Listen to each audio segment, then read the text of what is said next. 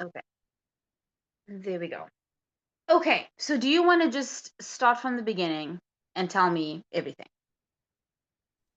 Tell you everything? I mean, not everything, everything, but give the juicy stuff, give the transformational stuff. Give the stuff that can help us as well in our daily lives, the lessons, the learnings. Okay. There's just so much to unpack. It's like, welcome to Thanksgiving dinner. Where do you want to start? And we can also have, multiple. We'll have maybe another conversation at another time and can, dive deeper into certain things. Yes. Yeah. Okay, so um basically the NDE helped me awaken more to the reality of what life and love is about. hmm Um So I had when did you actually have the NDE? When did it happen for you? I had my NDE on July 6, 2017. It's also my son's birthday. So I don't really forget that because it's like every year he has a birthday, I remember that day, that I experienced death. So what happened on that day? So I went in for a C-section, and it was a scheduled cesarean. So I already knew I was going to have it. But I did have like some premonition before I went in. I was feeling very uneasy about it, and I had two previous cesareans, so it's not like I was just scared of surgery. It was just I just didn't feel right about it.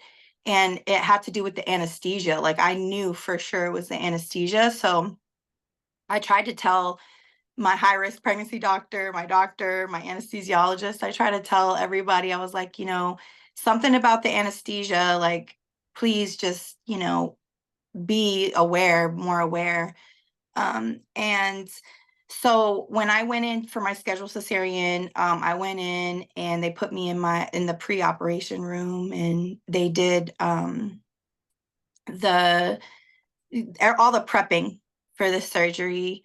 And dang, you think that it would get easier the more you talk about this, and I don't know because I've talked about this. This is a lot, and I'm it's bringing up another layer of healing for me.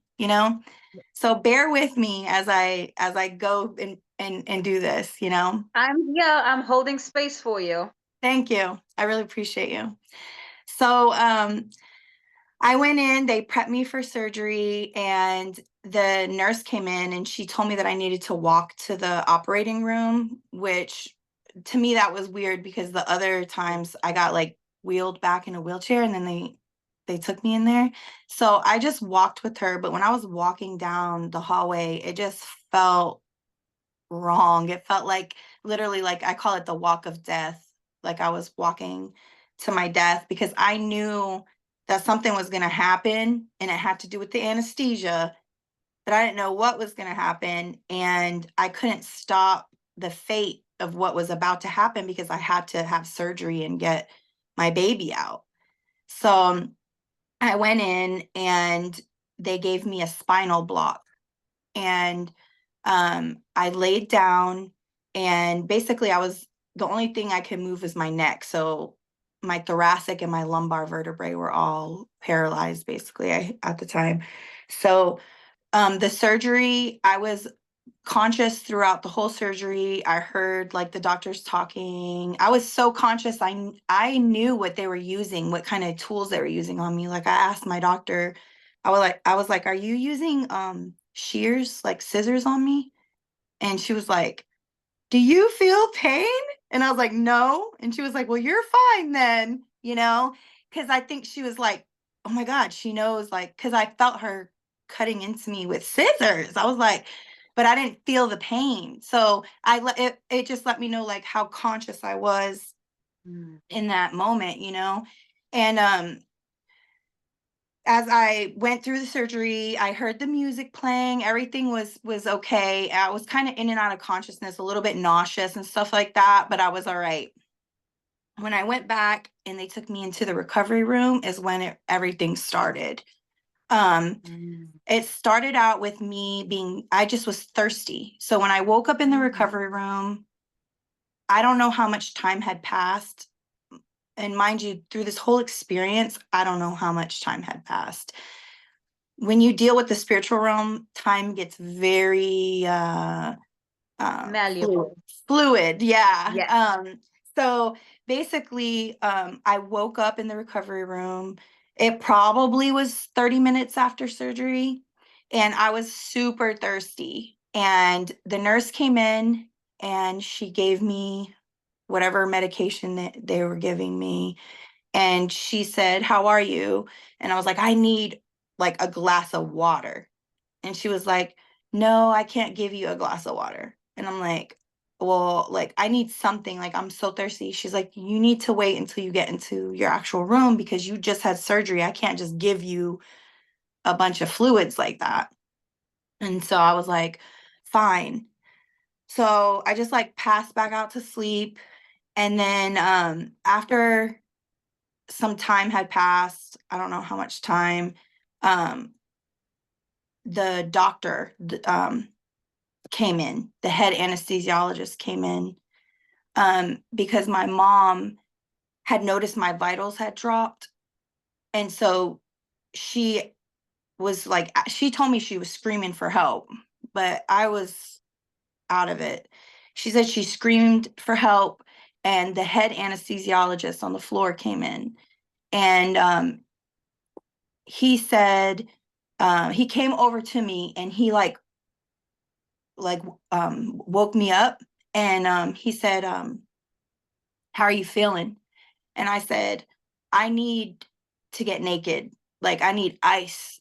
I need some ice and I need to get naked." And he was like, "No, I can't give you that.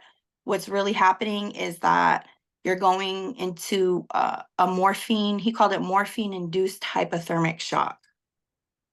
So what that means is the morphine had induced, the morphine that was put in my anesthesia in my back had induced hypothermic shock on my body. And hypothermic shock is like what the people in the mountains that have, like when they go and they freeze to death, Mm. they get so hot. That's why you find them usually with their clothes and everything, because their body gets confused because they're no longer holding homeostasis. They don't know what's hot or what's cold anymore. Yeah. How I can explain it to people is like if you ever touched really, really, really hot water, it almost feels cold. Yes. So, or something really, really cold almost can feel hot, you know? So,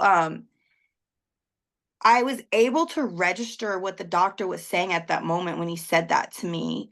He was like explaining it to me, and I was like, "Oh, that's why I feel so hot." Like I wanted to I was literally telling the doctor, like, "I got to get naked. Like, I need, I was becoming almost just deranged. Like, I got to get naked and I need ice." Like, you know? And, Yeah. anyway, so he explained that to me, and I was like, "Okay." So he said, "I'm going to give you warm IV fluids." And so I remember them giving me warm IV fluids. And then I remember like starting to feel a little bit better. And then I like Mm. just passed out. And my mom said that they had also ordered a bear hugger, which is like a blanket they put over you that blows hot air. So they were trying to warm me up from the outside with the Mm. hot air, and from within with the warm IV fluids. Mm. But what ended up happening was they put a broken bear hugger on me.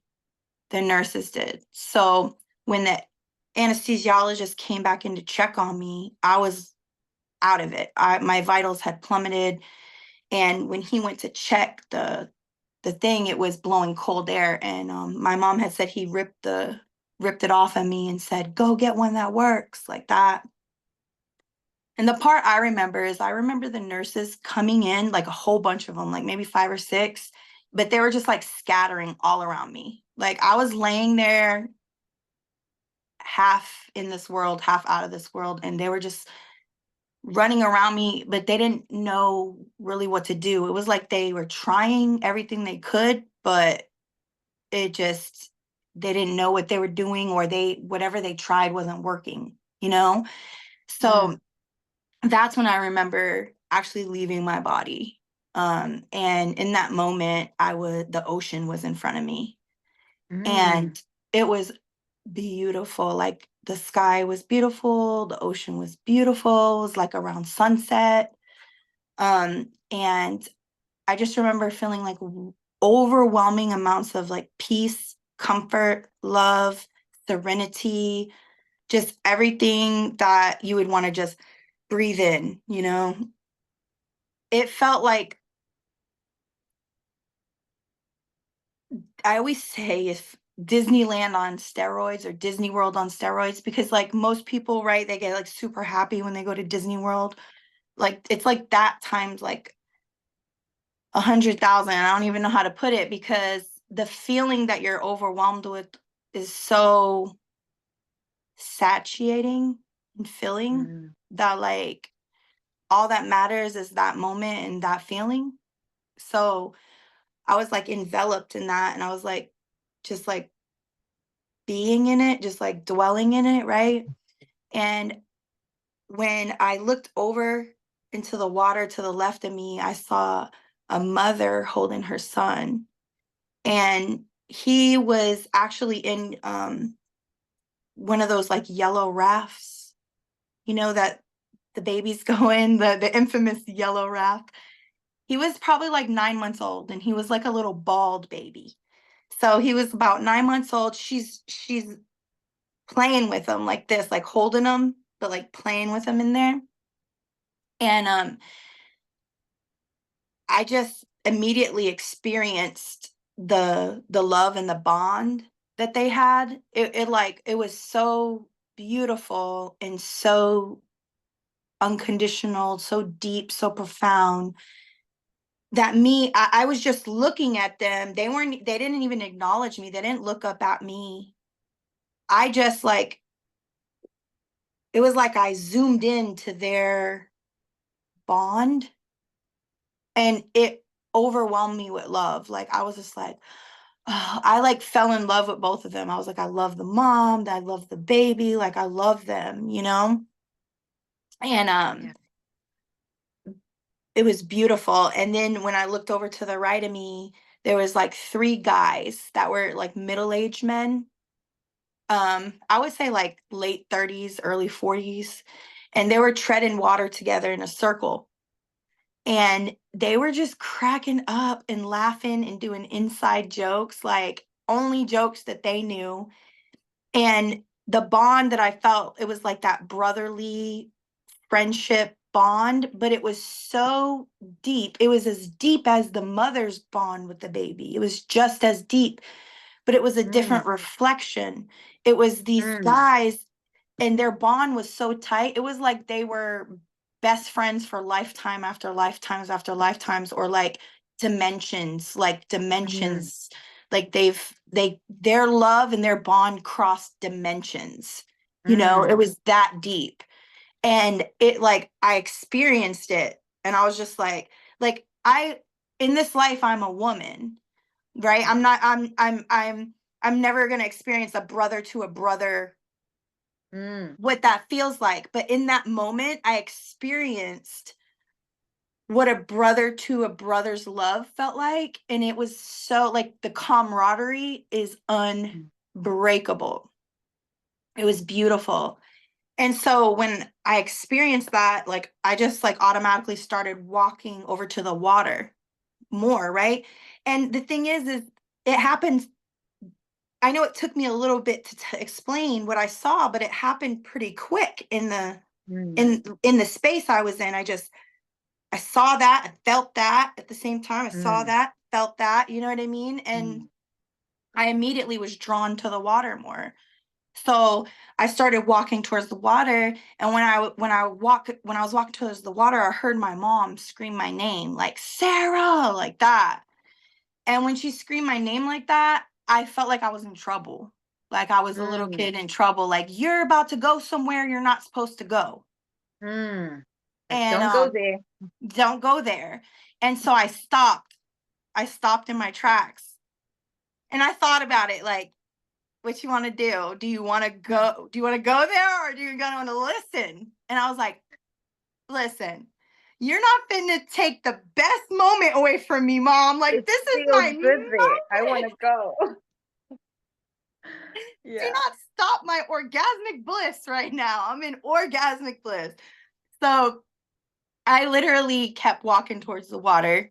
And then she called my name again. And the second time she called my name, it was like so much more assertive and so much more like I had no choice at that point. Like, I immediately turned my head. And when I immediately turned my head, I was back in the hospital. Mm, And when I was back in the hospital, my mom was standing next to me and she had her hands on my shoulder and she was just mm, praying over me, and she was praying in what some people call light language, or praying in tongues, or praying in mm, another tongue, right? So she was praying like that, and I thought she came and laid with me. mm, And because this is what I thought it was my own mother, because it was a motherly comfort, warmth, this angel of, sorry, I'm so thankful for this angel.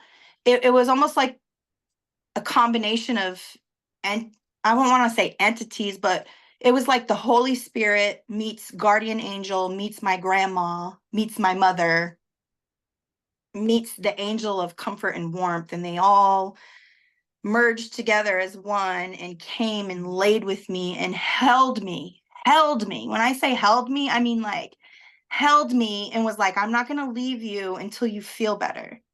mm, And I literally rested and laid with this angel until I started to feel better. And I told my mom when I went into my actual room, I said, "Thank you for laying with me. That made me feel so much better." She said, "I didn't, that wasn't me. I didn't, nobody, what?" She was so mm, confused. And when she prayed, when she was over me praying, I saw, that's why I thought it was her, because I saw someone lay with me. So it must have been an angel that came off of her prayer, because she was praying, mm, and it literally comforted me and ministered to me and like held mm, me, like if, if you found like a dog that got hit by a car and just you just holding it, like that. And I was mm, able to come back to life and start to feel better. And I when they put me in my actual room, I mean, my temperature was still really low. It was like 96. It was still very pretty low. And so I knew the veil was still very thin for mm, me. Like, especially, I've always been gifted. So then now my gifts have like expanded way more, because it's like so the veil is always very thin for me. I'm always communicating with spirit. I always feel my ancestors. I feel energy very easy, and what I would say, like, to take from that is like, first of all, there's things in life that leads us to these moments of fate that we mm, sometimes we can't even control, and it might be even the worst moments of our lives, the worst dark nights that you can think of. But if we allow God to comfort us and just love us and hold us in those moments, then we're not going to, even if we experience death, we're still going to experience the life and the love of what spirit has to offer. And that yeah. is the only thing that kept me alive. And so now it's like, now I use all my gifts and everything that I can do to be able to spread the word about like what source did for me, and how it was revealed to me and how it's changed, my life completely. Yeah.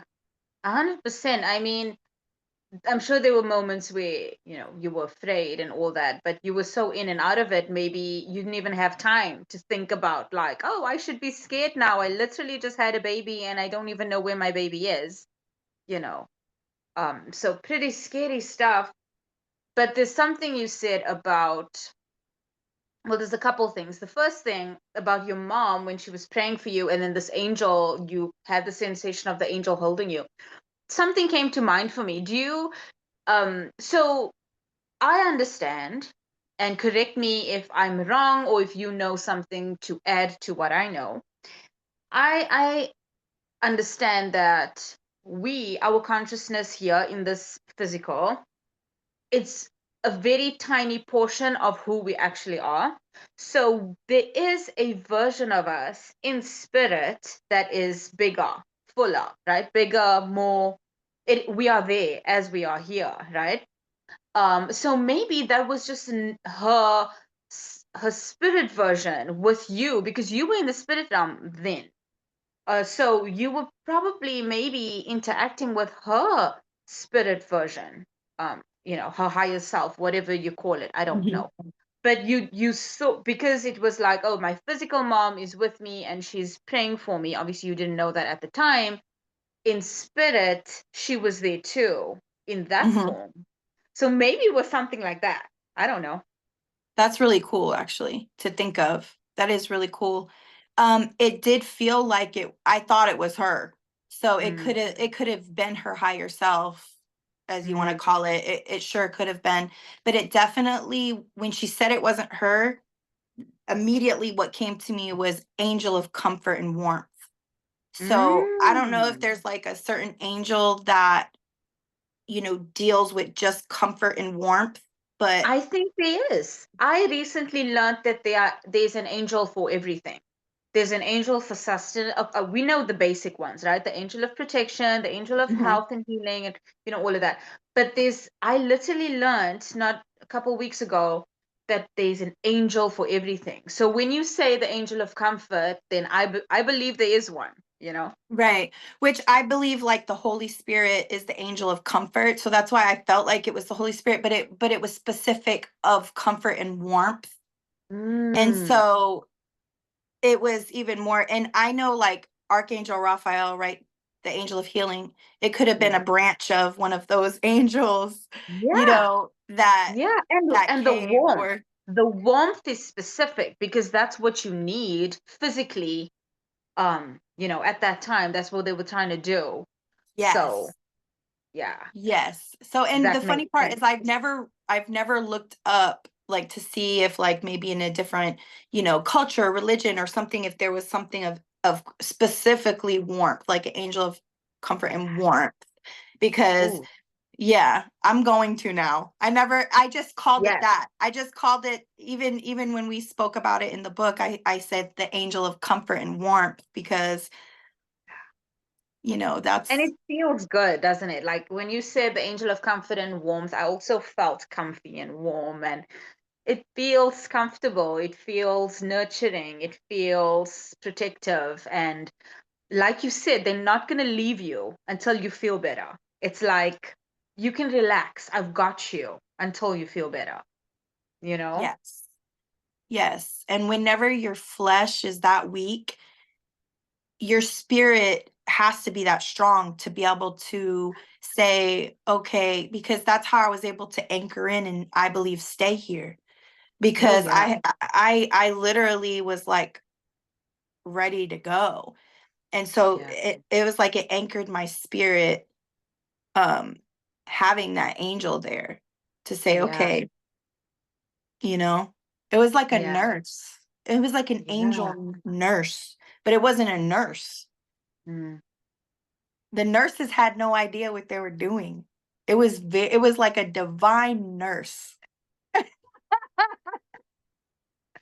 Well, I it's all just so fascinating for me and also wonderful for me because being human sucks sometimes. We go through so much, and health issues and health scares, and like you're literally dying physically. It's not easy. And not just for ourselves, for our loved ones. And you literally just had a baby. So your few hour old baby is waiting for you, you know, hasn't probably hadn't had contact with you yet, like physical skin to No. skin, and they craving for you, you know, and you maybe also looking for that. Because I had a natural birth, but I know as soon as I had my baby, there was a craving to have them, like Oh just yeah. to, because they're inside of you for so long, you feel weird without them not being in you. So you want to Yeah. have them on you. So I can only imagine what that must have been for you. So my Wow. mom got to hold my son first, like when I was still coherent, Mm. in the delivery room. She held him and she put his cheek on my cheek. And Oh. so his cheek was on my cheek. And then whenever I was still coherent, when I was asking for ice and water and they weren't giving it to me, I told my mom, "Why are you in here? Go be with my son." And she said, Mm. "No, because your son is fine, but you aren't." Mm. Mm. And so that was the last I thought of my son. That was the last I even thought Mm. of my family, because I was I was literally like gone after that, if Mm. that makes any Mhm. sense. So even when I had Yes. crossed over and I felt the love of the mother and the baby and I felt the love of the brothers, I didn't even think, it wasn't a separation of, oh, I need to get back to my kids. Mm. It didn't Yes. feel like that at all. Yeah. It felt And like we were how all one. yeah. And how fascinating that you got to experience different manifestations of love. Like, isn't that cool? It blows my mind because it's Yeah. taken me, I've had to tell this story many times for spirit to say, "Hello, do you not see what I was showing you?" Because Yeah.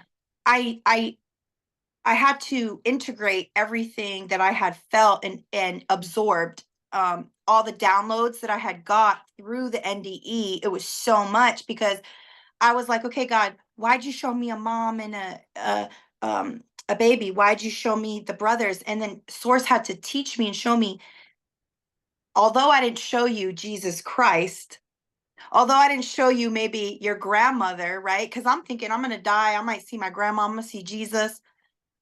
I saw people that I didn't even know, but what it Yeah. was their love is an animation and a depiction of God in form.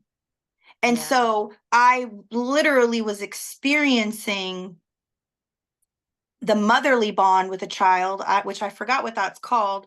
And then I know the one with the brothers is phileo love.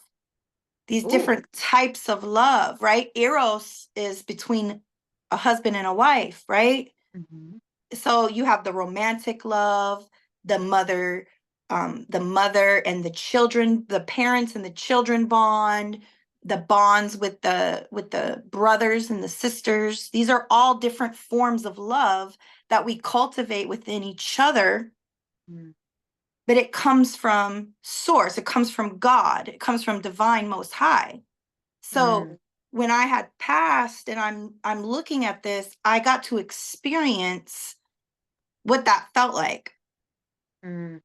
And it was absolutely beautiful because then I realized, oh, so it's about what we cultivate. It's about the connection that we cultivate with each other. Mm. That's what lasts in the other realm.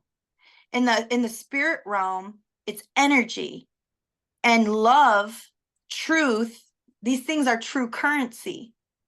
Yeah. So it was just like, that's what I got to experience. But see, for some people, they've had like, NDEs that were like scary and things like that. Like a lot of crazy stuff happened. And I feel like it's still a call of love, like Source is saying, wake up. Whether Yeah. it was like me, I always have been a very loving being, you know? So I got to experience these forms of love that I have Mm. cultivated in my own life, Mm. you know? So it's, I always say, Yeah. like, when you die, you're gonna die basically the way you live. If you're Yeah. afraid of that, it's like, what has the currency, what have you been giving, what have you been, cultivating, you Mm. know? Yeah. So, but it was definitely a crazy experience because I've grown so much from it.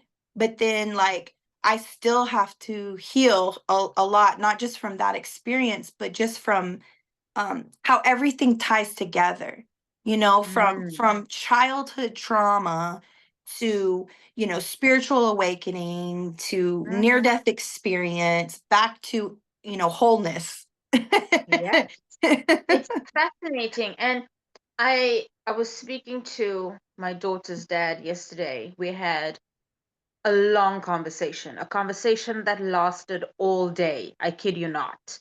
Mm, And we just talked about who we are based on our belief systems and the fact that these belief systems some of them come from a time where we didn't have a say in what we were absorbing and what we were being, kind of groomed into believing, or being conditioned into believing, and then other beliefs that we picked up along the way, and how our actions and our words and just who we are in general is everything about these belief systems just reflecting and just mm, projecting out, and how powerful we are as beings to say, oh, hold on a minute.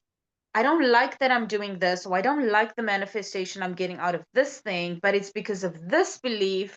And this belief I can see comes from here. Oh, I don't need that anymore. Thank you. Bye.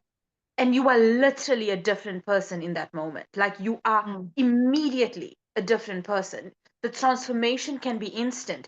And it's like, look at that entire mm, journey from birth until where we are now, all the different versions of ourselves that we were and becoming and becoming again. And it's like it's just this endless play. You're just mm. pretending this whole time to be someone, but so committed in that role. It's like you forget that, oh, I can change at any moment and I can choose this. It's fascinating. I I don't know. agree. I love that. I mean, no, I agree. And it's beautiful to be able to embrace every version because for the moment in time that we were in, we needed that version of ourselves. And that version of Yeah. ourselves brought us to who we are. And then we can unify all the versions of ourselves, you know? Yeah. That's what I've been really like sources actually brought to my awareness of what I'm doing is I'm basically taking all 12 dimensions of myself and I'm unifying them by accepting my lower self and Mhm. connecting with my higher self. It's unifying all the timelines, you know? So Yes. it's really weird because in spirit time is so fluid, and then it's like also when you go through a death experience, like I literally say, what is time now? I'm like, what is time? I mean, time is real, but it's still a man-made construct, but it's still something, but it's so fluid. I mean, Yeah. I feel like when I went through that NDE, it was a whole nother portal. It was a Oh whole yeah. nother portal. And then source another portal after that is, are you going to do service now? Now, are you going Yes. to use it for service? And then it's like, and then you have to go through more limited beliefs of like, am I Oh enough? yes. Is this imposter Oh yeah. syndrome? Is this, are people even going to care? And people, and Uh-huh. it's just a whole lot to unpack. And that's why I said, welcome to Thanksgiving dinner. Mhm. Where do you want to start? Because it's literally so much, you know? It's a lot. And I feel like the last year or 2 years, that has been my focus too. The finding, like, understanding and coming to this place where nothing else satisfies me. No matter Mm. how much money there is in it, no matter what it is, it doesn't matter. I'm not satisfied in it unless I'm in service of God and in service of humanity. It's like it doesn't matter if I am broke. I need to do this. It's like I just don't know how to explain it. It's like if I don't do it, I know I'm going to feel bad about myself. I know I'm going to feel depressed. I don't want to get out of bed. I know I'm going to feel anxiety. I know that I'm not going to have, because I like to talk to God. I like to say, hey, God, this is how I'm feeling. This is what I'm doing. could you help me with this? Thank you for this. Like, I have audible conversations. I know I Yeah. won't be able to say something to God knowing I'm not doing what he told me to do. It's like my Mm. parent told me to do something and they said, do this thing. And I know I didn't do it. And now I go to them and I'm like, hey, what's up? You know, And it's that's also how I when we do feel. that, the reason why I feel like, because I feel like that sometimes, and the reason why I believe is because God gives us this divine spark. And this divine spark is this co-creation energy. This co-creation energy wants to create, and we want to create because we are basically earth angels, right? We're like we're light workers. We want to create to light up the night. We want to spark it up. And when we aren't doing our passion, it's giving me Ace of Wands because I do tarot, but that Ace of Wands, when we don't go ahead and take that step and do those passions, it's like our own fire dies, our Oh, own yeah. self dies. And I I went through feel that. that. I have felt that too. It's like you don't know who you are. And then when you realize, okay, I've lost myself, I want to find my way back, you feel so overwhelmed. And then you feel like, I don't know who I am. Everyone has probably forgotten me. You Mhm. feel like you've literally faded away, like you are not a person anymore. I have felt that. It's And it's insane. because we forget ourselves. We're literally, we when we're not creating, we're not in our sacral energy. And our solar plexus, our inner child, is not happy. And Oh, yeah. our inner child gets neglected all the time and told, Yeah. nope, be quiet, nope, da da da, nope, and it's like, no, we have to be able to tap into that inner child, allow that creativity to come forth, right? Because Mm, like for me personally, like I always used to do poetry, write when I was young. mm, When everything happened, like a lot of hard stuff in my life, from domestic abuse to things with my children and the NDE, everything like that, I stopped writing. At one point, mm, I basically abandoned my inner child so much that I threw away all the poetry I had written from the time I was 11 years old all the way till I was like 23 years old, threw it in the trash. oh no. And I didn't write for years, years, years, Mm, years, because I felt like, I have things I need to do. That mm, stuff doesn't matter. But what happened was mm, a piece of myself died. I crucified my inner child. It was Jesus on the mm, cross, you know?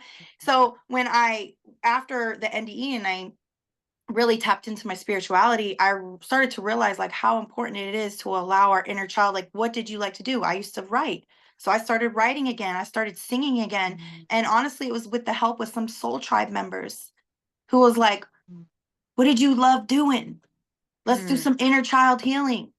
I mm, used to love singing and mm, writing and oh, you did? And I love God. I love spirituality. And like, yeah, okay, yeah. and I started to develop more to be able to even be in service, you know? Mm.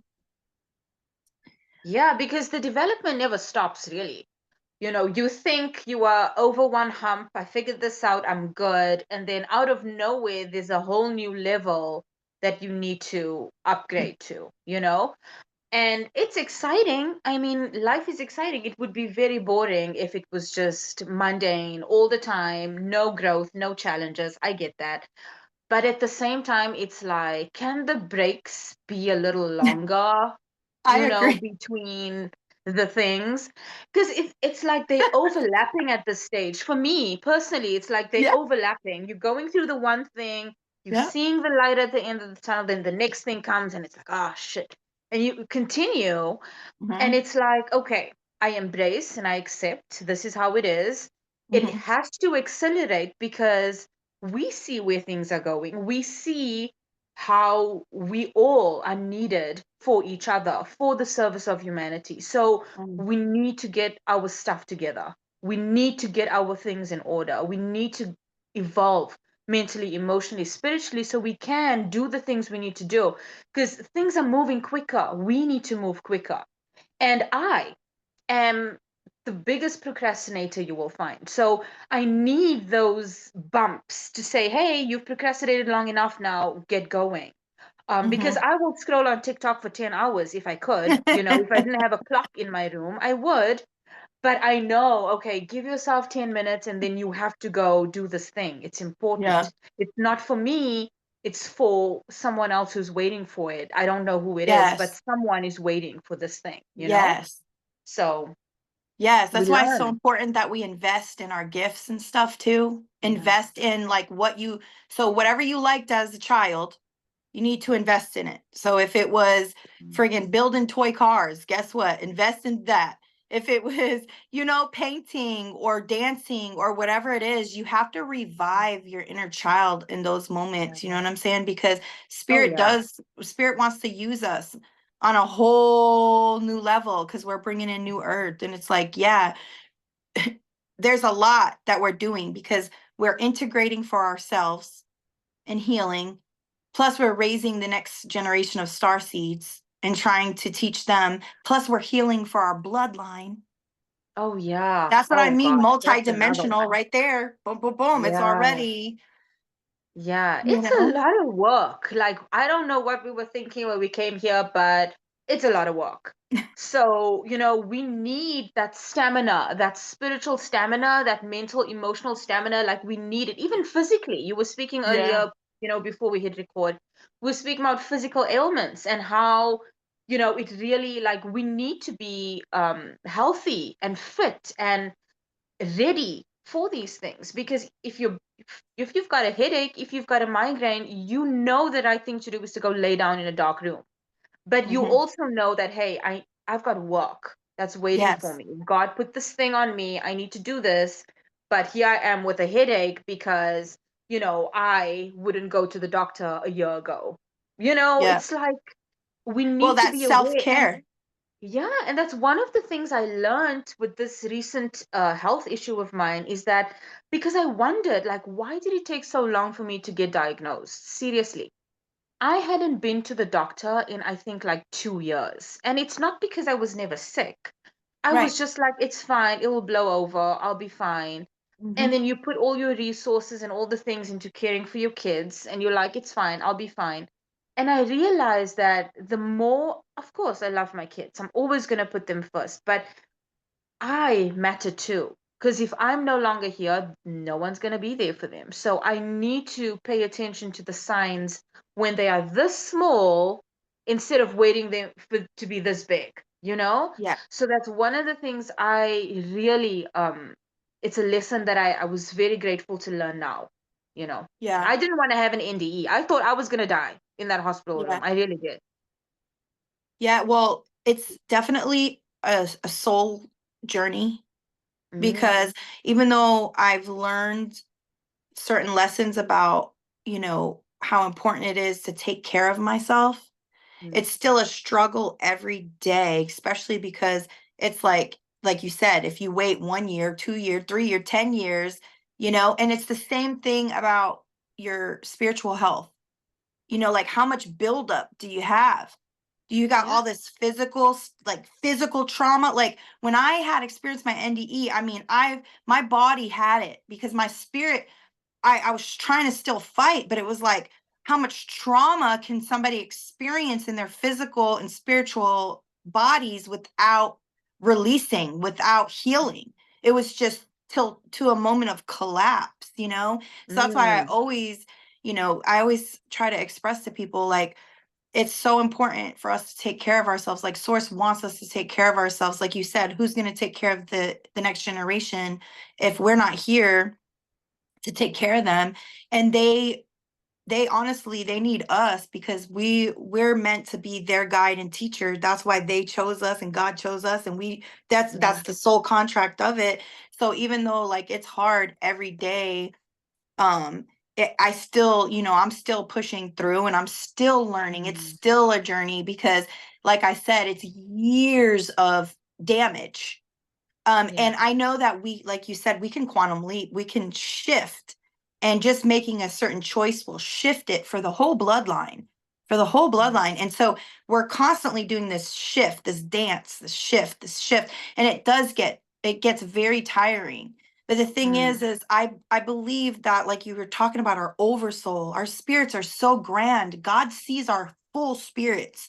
God's like, yeah. y'all got, you can handle this. And plus I'm Mm, rolling with you. So you can handle it. yeah. You can do it. And we're over here like, okay, and the enemy, these low vibe entities try to stop us with whatever, mental attacks, physical attacks. Cause like you said, Mm-hmm. if we're in a dark room, how am I gonna be writing the book if Mm-hmm. I'm not feeling well, right? So then it's so Mm-hmm. important for us to say, okay, if I love myself, if I love source, if I love my children, if I love humanity, I'm going to do these things for myself, because in order for Yeah. me to give to humanity, I got to do these things for myself. So, and Oh it's yeah. definitely between good and bad opportunities, because it could be a whole bunch of good opportunities, but you still have to say, listen, I Mm, got boundaries.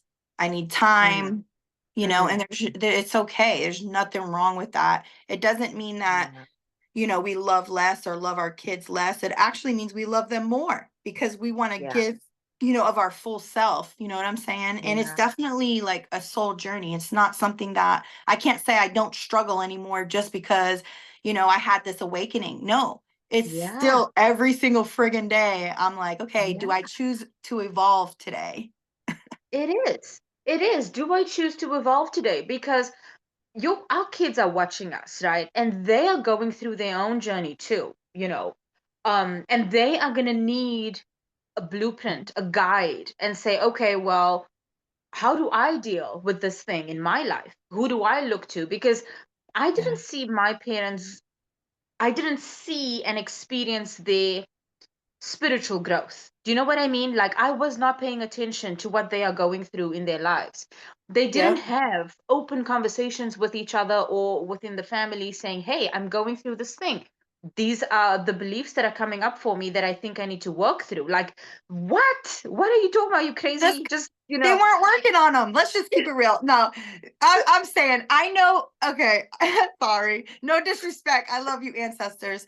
Everybody paves the way, right? The ancestors paved the way. We come after them, and we pave the way, and then our children do it too, because they're yeah, gonna take it to a whole nother level that we couldn't, exactly. you know. Exactly. So So we need to be that positive reinforcement and show them this is how I'm doing it. It's working like this for me. You will come along and find an easier, better, more efficient way, whatever it may be. But here, stand on what I'm building and do your thing when the time comes. Because mhm. I see my daughter learn lessons every day. Simple lessons like, don't do that, don't do that, don't do that. Oh, you fell on your nose and now you're bleeding. Told ya, and I have to, of course, I want to wrap her up in bubble wrap and say, sit here all day long, but it's her journey. You're going to fall on your nose if you don't listen.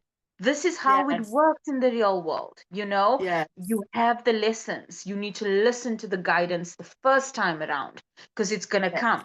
This is how yes. it works, you know? Yes, if you don't listen the first time, it will come again.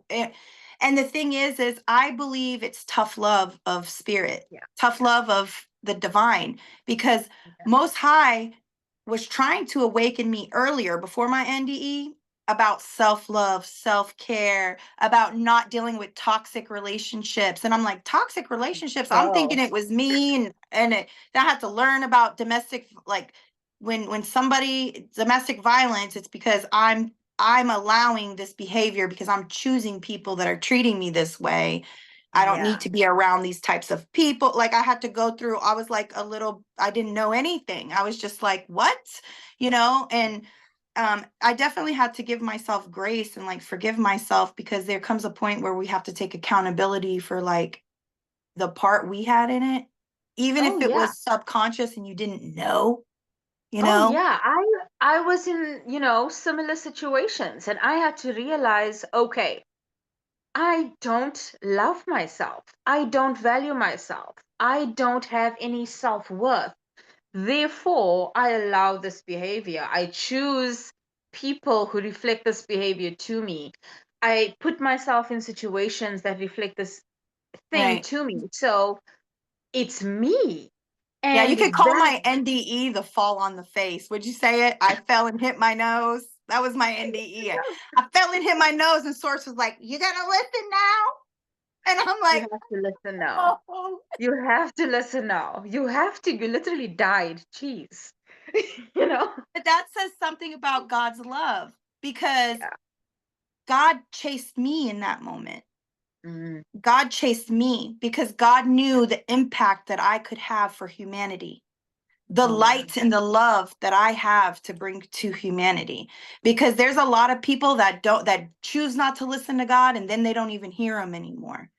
Oh yeah. I was choosing not to listen, and God was like, "Oh, no, no, no, no. We had a contract. Excuse me, ma'am, Hmm. miss, you're gonna fall on your damn face. You're gonna need me to help you out." Oh yeah. And that's just But he what always helps us happened. up, doesn't he?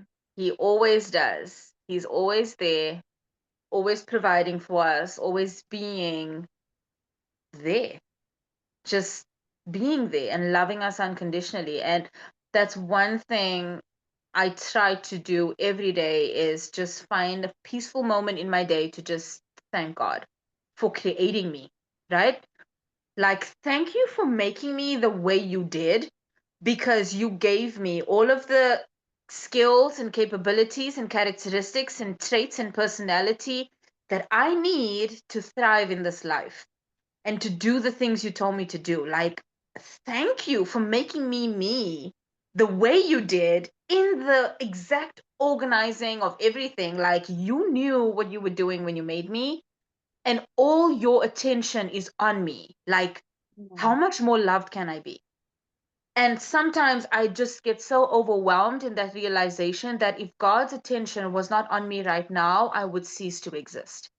And I just Wow. want to burst into, like, I don't know, like tears of appreciation that He loves me so much, that I am as perfect as anything He's ever made, you know?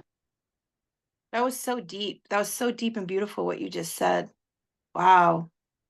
Because God being spirit, right? And spirit being your breath, like literally, if God's attention wasn't on us, we wouldn't even be, we wouldn't have any life, animation, no breath, nothing, Right?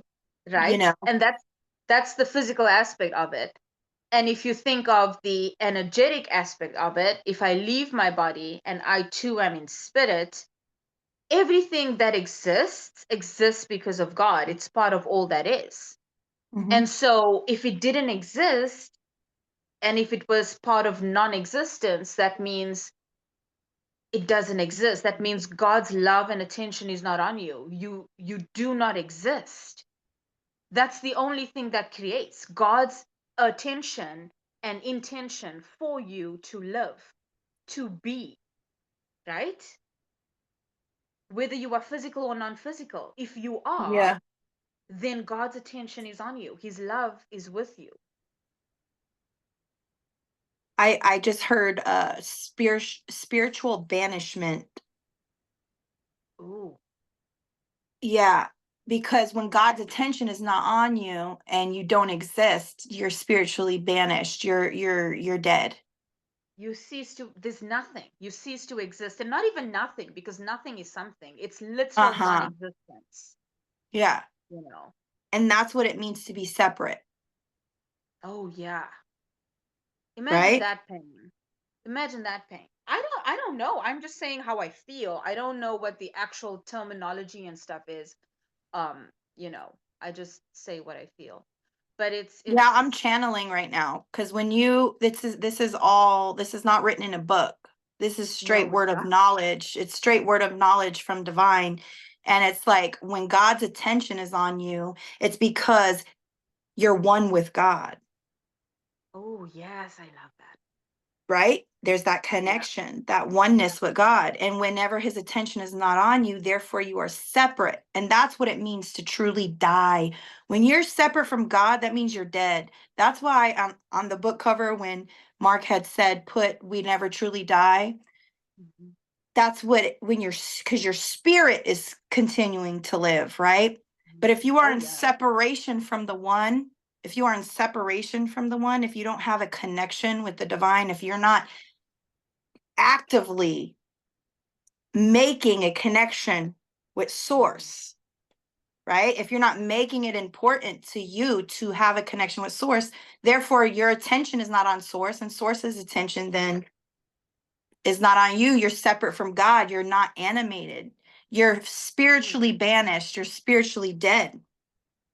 I hear you. Non-existence, if you're not existing, you're spiritually dead. And I think that's what people are more afraid of when it comes to NDEs. When people are talking death, I think that's what they're afraid of. I don't even think they're actually Yeah, scared of dying. I think they're scared it of is this so. spiritual death. It is so. It is so because I also at a stage believed that maybe when you die, because I didn't know for sure, I never died, right? So I thought maybe when you die, you cease to exist. You just nothingness. You just, gone forever. Um, but that's not the case because even people who are murderers and killers and rapists and this and that, God loves them too. Like the God's love and attention is on everyone all the time, whether you are physical or non-physical, whether your attention is on God or not, because Come that is on. what God's unconditional love is. Come He on. says that I will love you so unconditionally that even if you choose to believe that I don't love you or I don't exist or whatever it is, you are allowed to believe that. That's how much I love you. You are allowed to believe what you want and come to your own conclusions. You will in the end find the truth because you have to die. We're all gonna, You know and what then I you'll just know. heard? I just heard this is unconditional love. This is the ultimate love connection. You know Yeah, that game Love Connection where they used to try to connect people, and I don't know it. there is an American TV show that was back in the day, and it was called Love Connection, and they would have somebody on there, and then they would try to connect them with somebody and make a match, right? Mm, And Source is saying, I am the ultimate connection, the ultimate love connection. Like this is yeah, the ultimate love connection. So this is like you said, like whether they see God or not, God is still loving them, yeah, because it's the ultimate love connection, meaning God can connect with all people wherever you're at. You just yeah, have to connect. You have to yeah. choose to connect. Yeah, yeah. And it's funny because we think of, oh, us humans, blah, blah, blah. It's not just for us. The God, that projection of unconditional love that's on us, it's on everything in existence. So the aliens that are a billion light years away, wherever you are in time, in space, you, it is, it's there, you know? Mhm. It's so big, it's so big. Like how I just I'm in awe, when you think of how big the God that created me and loves me, loves and creates and loves unconditionally the alien like 10 billion light years away on another planet, like I don't know, Yeah. doing alien stuff, Well, I'm you know. hearing Arcturian. I'm Mhm. literally channeling All Arcturian. of them.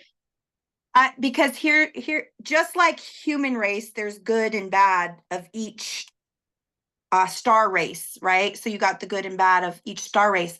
But what I'm hearing, because I've channeled like the Lyrans, the Oh. Mintakans, the Arcturians, the blue avians. Those are the four main ones that have like, and Syrians that have really like, I've wrote down a lot of stuff, and they're so much more advanced when it comes to unconditional love.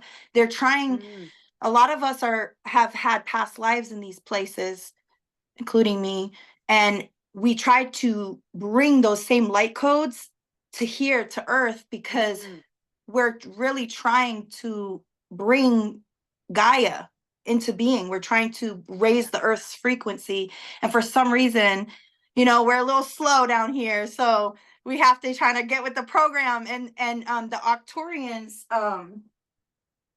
I wanted to tell you what they had told me last time. It's just a very, very simple message. Um, yeah. is this it over here? Hold on. It's so funny because when you brought them up, when you said the Arcturians were like, tell her the message I've been um that I had told you, and I'm like, okay. So What they say. sorry. I'm still looking. You could, I guess you could keep talking to me while I look for a second, but Yeah, I recently learned, not recently, but when I was working on the beings book, I had a session, and I'm not going to mention her name because I don't, the sessions were kind of sensitive at the time. mm-hmm, So we had the session, and it was kind of like an astral projection type thing. mm, And I met with my guides. Well, I didn't meet them formally, like I didn't have to do that. It was, they were there and I saw them, and they were Arcturian beings, and I didn't know that at the time. And so I described them to her. I said, this is what they look like. And, they are taller and they look like this, and there's this blue and whatever. And she's like, oh yeah, that's what I see too. And, I was like, oh cool. And there were three of them. They always, the three of them together. And I was like, yeah, these, and she's like, okay, well, they've got messages for you and they're your guides. And I'm like, okay, I didn't know that. That's cool. Because before I did the beings book, I was all light and love. There were rainbows shooting out of my eyes, I I love didn't that. believe in the negative stuff until I had to understand the contrast so that I know what I'm dealing with. I know what is out there, because I didn't want to look at those things. I thought if I put my attention to the negative stuff, I will attract negative stuff. No, you need to know everything because everything exists and you can decide what you prefer. So I was like, I had to learn that lesson. It was a tough one. But yeah, I made it through. I'm okay.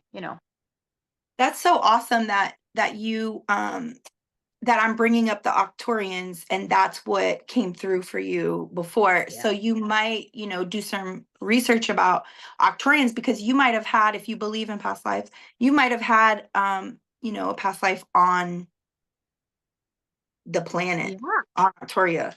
So this is what came through. It actually came through on June 3rd, 2024. Okay. What does It it say? says, yeah, June 3rd. What is that? Gemini energy. I don't know. It says galactic ancestors of the 11th dimension Arcturians. That's who came through. I wrote that Okay. down. Um, I Okay. wrote, this is what they wanted to talk about: love, deep compassion, and Mhm. protection. And Ooh. they said, we are building to heal all species. If you see here, Ooh, I I like underlined that. all. Yes. So as we're building, we're also unifying like the whole galactic center. I'm hearing galactic center. So the allies, and like, because like there's other light beings, right? Like these Mm, Octorians. And so they're trying, we're building to heal all species. So even the broken Octorians, we're helping mm. heal, just like they're helping heal like the broken humans, or you can call them Yeah. broken, but you know what I mean. We're not broken, Yeah. but to allow Yeah. us to heal into wholeness. um Yes. but this is, they said that the rainbow and crystal children, and it's funny because you said you were all rainbows, and this says that this is for the rainbow and crystal children. Ooh. And when I think of the rainbow children, I feel like my children are rainbow children, and I feel like Mm. that I have a tie to the rainbow children, because the rainbow children, when you think of a rainbow, you think of the promise of God in your Mm. life, right? Being fulfilled. And a lot of that, of what we seek, is we want love, deep compassion, protection. We want those things that heal all species of all humanity, you know, galactically. Even animals are the spirit animals, and everything. And when you think of the rainbow spectrum, you're thinking of all the dimensions. If you're talking chakras, you're Mm. talking root chakra, one dimensional, all the way, even to your soul star chakra, your stellar gateway chakra, those upper chakras, even above the crown. They all hold a different spectrum of color. And when Yeah. we come into unification, we're multicolor, we're multi-race, Mm. we're multi-religion, multi-politicians, you know what Yeah. I mean? Yeah, We're rainbow. not a That's what rainbow divided is. people. Yeah. Yeah. Yeah. And And it's funny because I'm South African and I live in South Africa. And when we had apartheid going on and people were like, oh, you cannot mix the races and with this segregation and all of that, when Nelson Mandela came out of prison and he basically became president, there was this whole thing, this whole campaign about South Africa being a rainbow nation because we were wow. all the different colors and shades and races and groups coming together as a rainbow nation for the first time. So that Mhm. always comes back. It always, I don't know why, whenever I think of rainbow, even though I'm thinking of the actual rainbow in the sky and all the colors and the stuff, I always remember that. And I feel like, our country has come a long way, but there's still so much healing that needs to be done because I don't feel like a lot of people see another human being when they interact with them. Like, I see a lot of, I don't want to call it racism because it's not racism. It's like, if I see you and you are different, my reaction is different and I cannot help it. And I'm not talking about myself. I'm like explaining how I see people Yeah, interact yeah. with each other, and we interpret that as, oh, he's being racist, she's being racist. Right. It's more than that. It's deeper than that. It's like you don't see this human as a Yes. human. Yes. You It's know? yes. That's I was literally teaching my kids yesterday. I have young children. I have a 7-year-old, a 10-year-old, and a 12-year-old, and they were asking me about the Holocaust. Well, my ancestors, I'm Greek heritage, so my ancestors actually in the Greek islands dealt with the Holocaust as well, because the Holocaust Ooh, wasn't just it was of the Jews. They were doing the Jews, but they also went into other areas, and they thought these people were less than. We're talking eugenics. I'm teaching my yeah, kids about eugenics. I'm telling them, listen, they want yeah, us divided. They want us divided, and they want to think that somebody is, a um uh more important than another human. And yes. and it's not true. God loves It's us not all. true. Yeah, And and I've been really like feeling that lately, like feeling that there isn't, why are you even talking about race and gender and all this stuff? Like, human, we are all human. We are human. Like, literally, that's all that should matter. We are humans, all of come us. on. Like, forget about the stuff, and Yeah. we stay backward because we won't move past the fact that I am just as human as you are. I bleed red blood too. Like, if you cut me open, I'm gonna have the same organs as you, pretty much. Um, Yeah, and it's definitely an instilled belief because, you know, this is just my own belief, but I feel that, like, there's people in charge in certain places that want to push certain narratives, you yeah, know, and yeah, it's for their benefit because they don't worship God. They worship themselves and money. And yeah. I know that. I know that all, but they are literally like a handful of people compared to everyone else. Like, we need to stop thinking like we are slaves, and we need yes, to actually like think for ourselves and be like, hold on, why are there 10 people telling 10 million or 10 billion people what to do? right. Like, Well, seriously, that's guys. that's why I was talking about eugenics and genocide to my kids, because I was telling them, at what point does a human say, you know what? I don't care how much money or military you have coming against me, what you're doing is wrong. At what point? How many lives does it take? I Yeah, told, because we're a multiracial family, I love all the ancestors. Like, I love my ancestors, but I love all the ancestors because all of our ancestors are in alliance as yeah, well to heal. Okay. So whenever I was telling my younger daughter and my son, they're Hispanic heritage and they're from Mexico and Colombian heritage. So I was telling them about the indigenous tribes and the Native Americans and how, there were cultures that came over here and tried to assimilate them and tried to move them. I told them about the Trail of Tears, not even thinking of these people as human beings. And then I went in and told, because my oldest daughter is mixed, I told her about how they enslaved the African Americans and all that. Yeah. I told her about the Underground Railroads. I told her about how people had to die because they were saving other people. Yeah. And then I showed them about my ancestors in the Greek Holocaust. You know, they went to these people's villages and took their husbands and the wives and the kids to the side and had to watch them murder their husbands lined up Mhm. execution style. You know, and at what point do you say this isn't this is a human? This is a Mm. human. And it was so important for me to show that to my children because it's like, let's not get wrapped up. Let's not get Yes. wrapped Don't up in, forget who you are. yeah. And Yeah. I think that's who the chosen people are. The chosen people Yeah. aren't the ones going around saying, this or that or war and we got to do this. The chosen ones are saying, wait. Mhm. You're Yeah. my brother. You're my Yeah. brother. You're my sister. What Yeah. are you doing? Yeah. Unity and compassion and kindness and love and behaving as if you are unconditionally loved by God. Like, stop acting a fool out here. Like, you do not belong to the Most High. Like, stop that.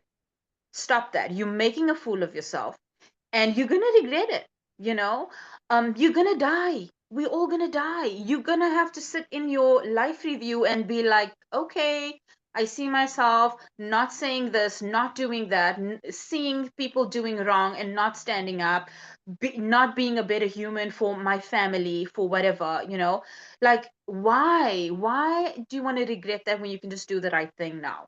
Because we all know Mhm. the right thing to do. Like, we all have the gut feeling, we all have the intuition. And I think that's, we'll speak, have another conversation about it, but I think that is something I really want to drive home in this conversation.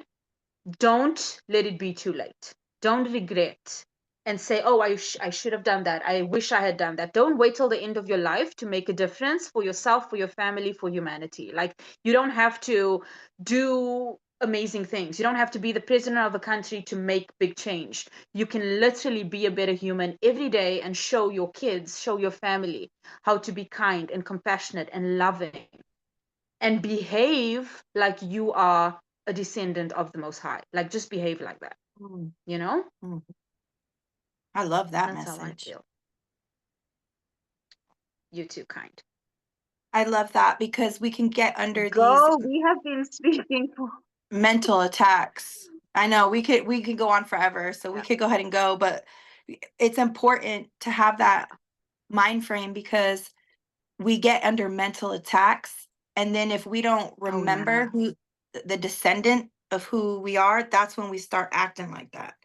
Because Oh, you're yeah. listening to you listening to a psyop, you listening to a friggin' archon. Yeah. Because we're acting like children. What do your children do when they are looking for attention? They act a fool. So we are acting fools because we forgot that God's attention is constantly on us. If we Mm, if we could see, if we could see it like physically and be like, "Oh, God's watching me," we would be on our best behavior all day long. But we forget. We think that we're just humans doing human things and everything's fine and there's no consequences and this and that. And I'm not saying we should act out of fear, like, oh, there's gonna be a consequence. No. You do the right thing because of who you are. You yeah. don't, Or not, you'll repeat it. If not, you'll just yeah, repeat it, and God will have to like, teach you you the don't have lesson to be again. perfect. Exactly. You don't have to be perfect. We just came here to learn lessons and to make the world a little bit better than we found it in. We found it in a certain state. Let's leave it in a better state than we found it in. And let's do the same with people. When we meet people, let's leave them in a better state we found them in.